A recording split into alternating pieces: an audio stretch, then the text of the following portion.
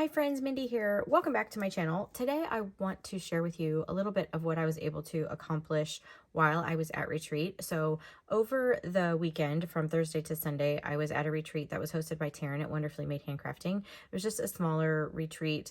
And I love this retreat because I'm able to just kind of put my head down and get a bunch of things done. For some reason, this particular retreat, I find myself to be like very productive at it. I don't know why, because I'm sitting there chatting with all of my friends. But one of the things that I have learned is when I go to retreat, it helps me personally if I have sort of a plan of things that I want to work on while I'm there, and then I kind of work in batches. So I'm going to take you along and show you all the things that I created while I was there, and then I do have some things that are kind of unfinished that maybe if I have time we'll work on those as well in this video. But this first thing that I did, this was for the devotional from By the Well for God called Growing in Truth, and I managed to get 4 days of this done while I was there. So I had already created the journal. I have a process video for that, and I had already started working, like everything was kind of ready to go in terms of the journal. And so I was able to just kind of sit down and take my notes and put them in here. I do have pictures of this over on my Instagram, so the link for that will be in the description. But I do have some, just little pockets here, lots and lots of pockets, because I used the file folders and the seed packets. So I have some that are like hidden pockets, and all my notes kind of just went in here. So I was able to work through 4 days of this. I even have kind of like a little hidden pocket in there, another with a journaling card up at the top, and I just love the size of this journal for this particular project. So that was kind of the first thing that I worked on. And then the next day, I worked on creating some journal covers. So I did a couple of these. These are from the Tim Holtz paper packs that have just recently kind of come out of the vault. I think a lot of them are sold out currently, but I did manage to get this one. I still need to do the lining paper for this one, and then I have this one ready to go. It's got the inner paper already. I just need to sew in the signatures, and I have an idea for this one that I'm very excited to try. So I will be finishing those up pretty soon. And then I have this one, which is a little bit of a bigger journal. And again, it's the Tim Holtz paper. I did put some fabric on it. It's got 3 signatures. And originally I was not going to actually make this into a journal. I was just going to create the cover. But then I was just feeling inspired to create the journal. So you can see I still need to trim down all my threads here, but I like them kind of long anyway. But I brought with me some just vintage papers and things to work on while I was there. So I decided to just go ahead and toss them into this journal. So I made 3 signatures using some of these vintage papers. There's a vintage map page here, vintage music paper.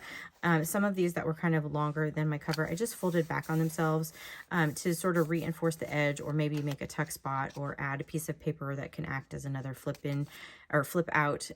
It'll just kind of depend on how I do when I work through this. I haven't really decided if I'm going to leave this as what I would call a naked journal with no pockets or anything in it, or if I will go ahead and go through the process of decorating it. I haven't quite decided just yet, but I have this paper. This was from one of those altitude tables from those paper packs that I have for sale. But this was one that was actually just in my stash, and some old music paper that was in my stash. This is actually from a math book. Just a lot of fun here.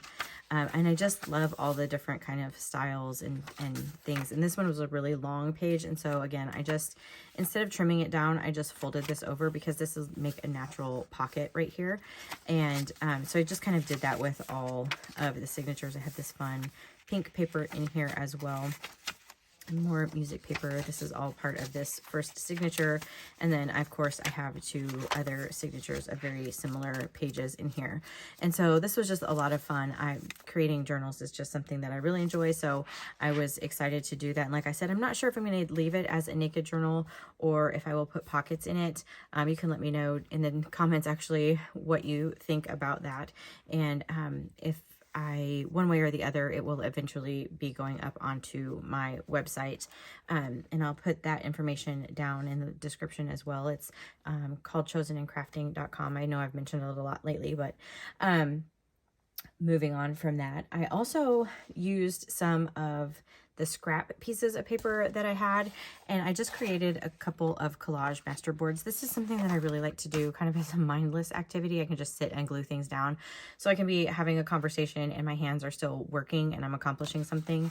So basically I just glued down these pieces and, you know, scraps onto some craft cardstock, and then I will go and I will blind cut this, and then I will make these into tags or pockets or journaling spots. I just haven't cut them up just yet, but I was able to complete 2 of those with some of the scraps from that journal that I created. And then I made a ton of pockets from book pages as well. So these are little, almost like faux library pockets that I made. They just kind of need decorated, but these are just great to put in a journal. And I will probably leave some of these just not decorated so that I can kind of match it to the theme of the journals that I'm creating as I'm working on those. So I have a bunch of those in kind of different sizes from different book pages. And then this is one of my favorite pockets to create. I've shown this on my channel before. It just has a lot of real estate. There's a lot of little tuck spots and things, and I like to include these when I send out journals and things with some little pieces of ephemera and those kinds of things. So I did make a bunch of these, again, from just different types of book papers. So they're different sizes. These are just like index pages. These are from an older book. This is smaller. You know, they're just a lot of fun. I really enjoy making these. And if you don't like the kind of peaks at the top, you can just cut this straight across, and then you still have a really interesting pocket. And then if you glue it down on 3 sides, it makes even another pocket where you can kind of store some fun things. And then I made only one of these. I'm not sure why I only made one of these, but I only made one. And then I made a bunch of tags that also have a pocket. So you can tuck stuff into the side of this. And these are all just basically tag shaped book pages. So I just cut, you know, I have a punch that I used to cut the tops of these, and then they have little pockets that you can put ephemera in there as well. Some of them are from dictionary, just different pages with different like patinas and things. And so I like to include those in my journals. And then one of the other things that I brought with me was actually a set of printables that have been in my stash forever that I printed on a heavier cardstock, but they're going to be really good for journaling spots and tuck spots and everything. And so I wanted to put some coffee dyed paper on the back because they were white. And so this is the stack of everything that I put coffee dyed paper on the back of them. And some of them I really just even collaged different types of coffee dyed paper on the back just for some interest. And I was using up a bunch of my coffee dyed scraps as well. So I always, whenever I'm tearing down a piece of coffee dyed paper or whatever, I always save all of those pieces, and then I can use them for things like this. Just still gives the background interest, but you can still use it for writing space. So all of these are going to be like journaling cards. Some of these really, like this ginormous one, I will probably cut in half and use as pockets or something like that, because I don't typically make journals that tall. This one is it's right at 8 inches tall, and I rarely make a journal that tall. So some of these will just be really good. Like this is a postcard. I put some coffee dyed lined paper on the back of that, and then just ephemera pieces here, little library cards that I can use that will go in some of these pockets. And then some of these kind of ones that are just a little bit more plain, I will decorate. Like there's, I'm going to show, for example, this little guest check. I'll do something on the front of this, a little collage or something. I can even cut this into a tag shape, and then there's still writing space on the back. So I will do that. So these are the things that I think maybe I'll take a few of these and decorate here today. This is another one that I just put some lined paper on. So most of it is just regular coffee dyed paper, but I think these are going to make great little journaling cards and labels and just different things. I will probably not, I said pockets, but I won't really use them as pockets because I already have the coffee dyed paper. So these will really slide into pockets or into belly bands and just give some additional writing space. So you can see I even have like an index card that's got some coffee dyed on the back of it. So all of these fun. This was, again, this was from a printable from, I believe it was the Artful Era Gallery. And so some of them, I really love the look of them, and I just printed them out a couple of times, which is why I have so many.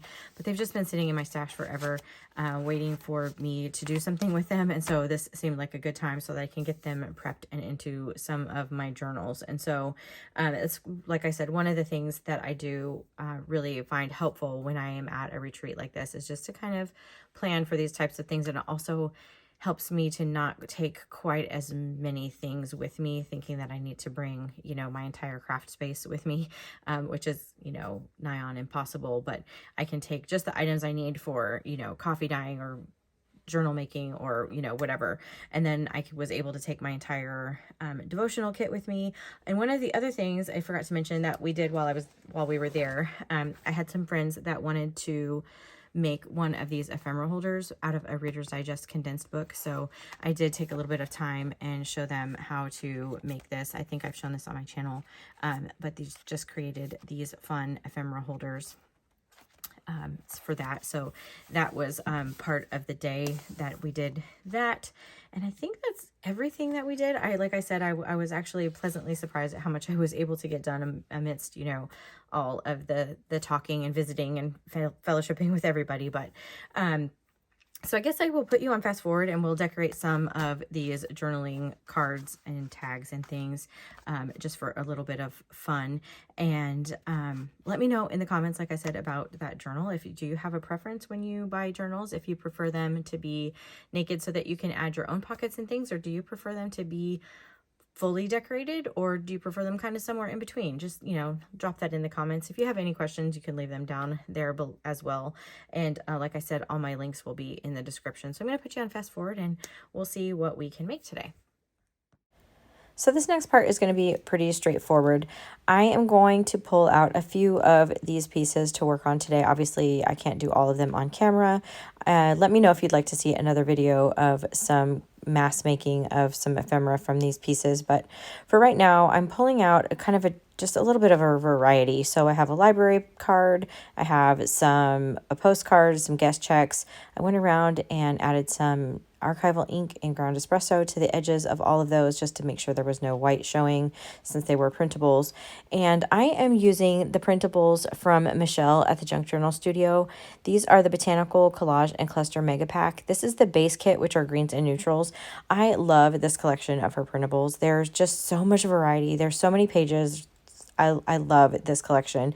And then they have also add-ons that are in different colorways. And so today I'm just working with the greens and neutrals. But I just go through as I'm kind of doing this in a mass make style. So I just pull out some items that I think are going to work for each of these. Now I have this little thank you that I made into a tag, and none of the items were really speaking to me. I need something I think that's more contrasting. So I just set that off to the side and I'll come back to that another day. But I did have a few pieces kind of in mind for each of these. And I'm just going to start gluing things down. So on this postcard, I have this big label that I'm going to include across the middle. And then this butterfly. And the great thing about these printables for like the ephemera pieces is that there's a little bit of a background to them, but it's not white. It's hard to see on camera, but it's actually more like a brown, like tan. And so you can add it to a vintage thing and it's not going to have that white contrast like border around it. So I did decide to add one of my vintage postage stamps on there as well, just for some interest on that postcard. And then moving on to this page, this almost looks like a little ledger page. So I'm just adding one of these green ephemera pieces here. I loved the font of this one. And then just also to break up a little bit of that very brown background so that this little piece would not get lost on there. So with this beautiful floral, and then just, you know, all of these pieces are getting inked with archival ink. And then I'm going to add this little label that says botany up at the top. This gives me room that if I still want to add some more things to this as they go into journals, I can do that.